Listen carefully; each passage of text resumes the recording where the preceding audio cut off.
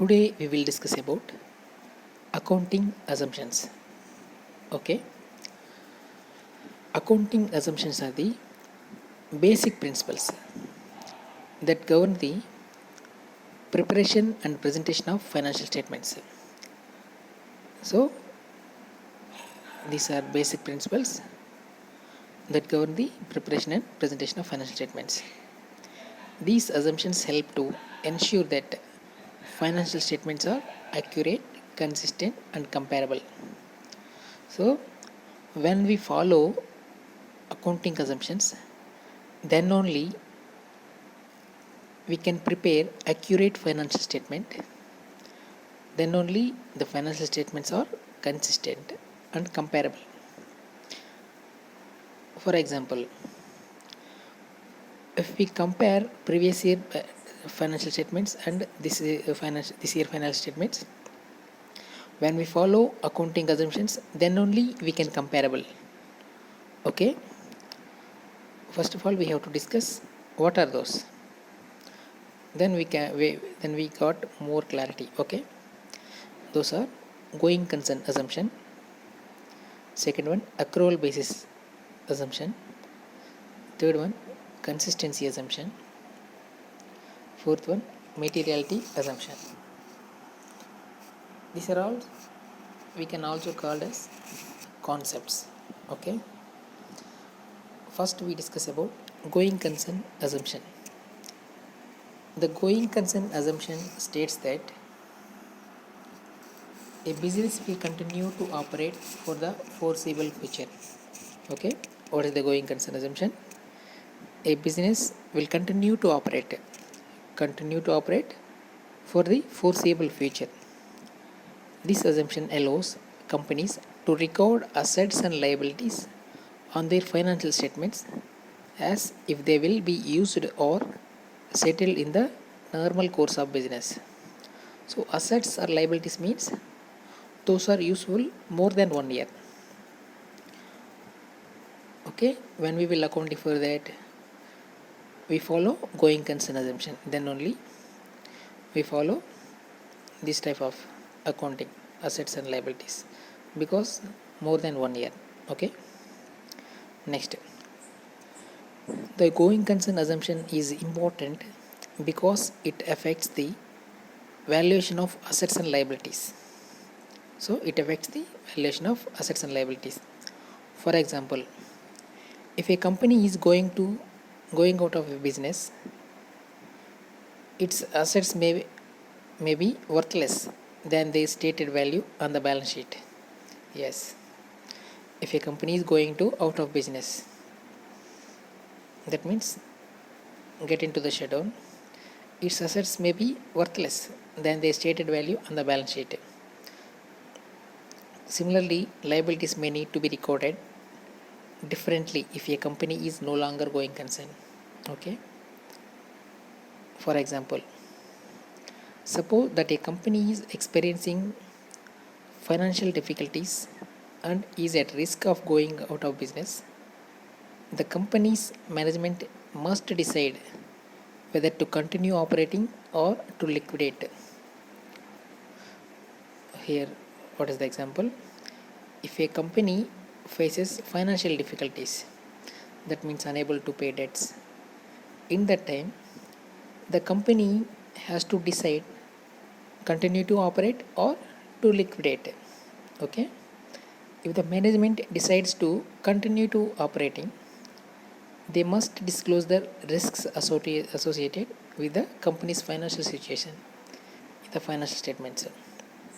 That means if company wants to continue operations, they have to decide the financial position of the company. Okay, this will allow investors and creditors to make informed decisions about whether to invest or lend to the company.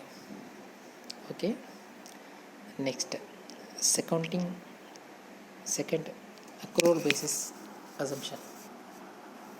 The accrual basis assumption states that revenue and expenses should be recognized in the period in which they are earned or incurred, regardless of when cash is received or paid. What is accrual based assumption? When revenue and expenses should be recognized in the period in which they are earned or incurred, regardless of when cash is received or paid. So, for example, when we prepare income statement, we have to recognize the income and expenses when it is earned, not actual cash received or paid. Okay, so this is the accrual basis assumption. We got clarity on example. Okay, don't worry.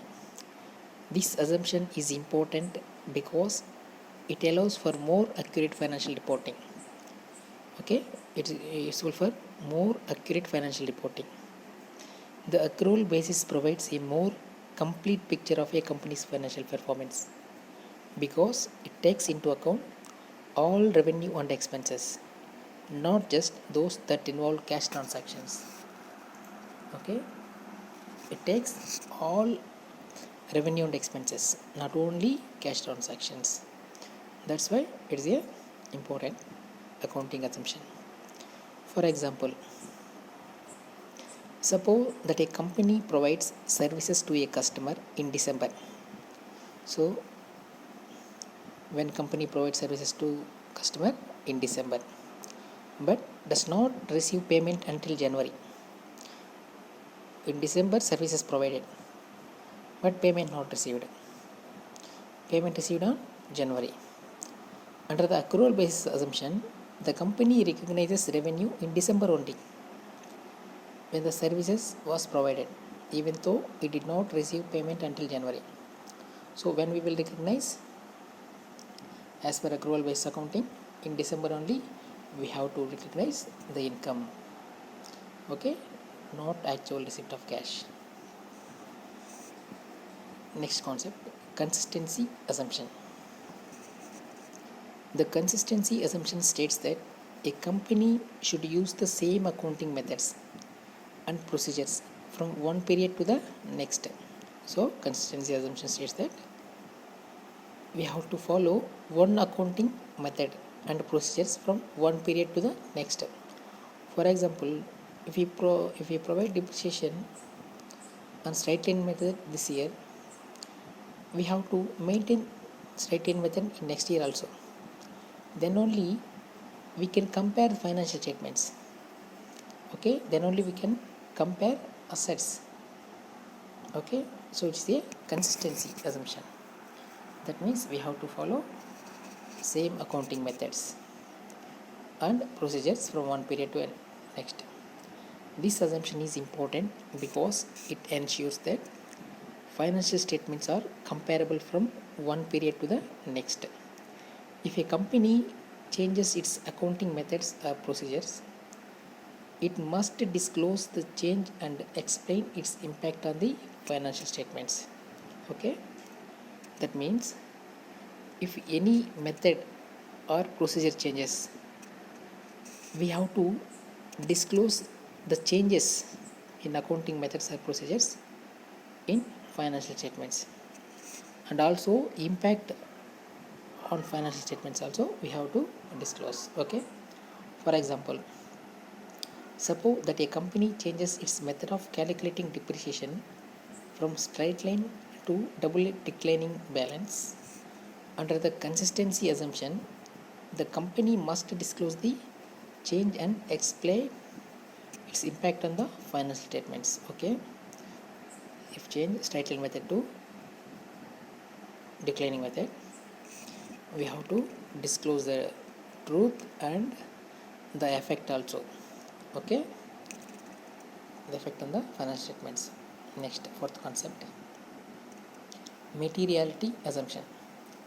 The materiality assumption states that items that are not significant to the financial statements need not be disclosed.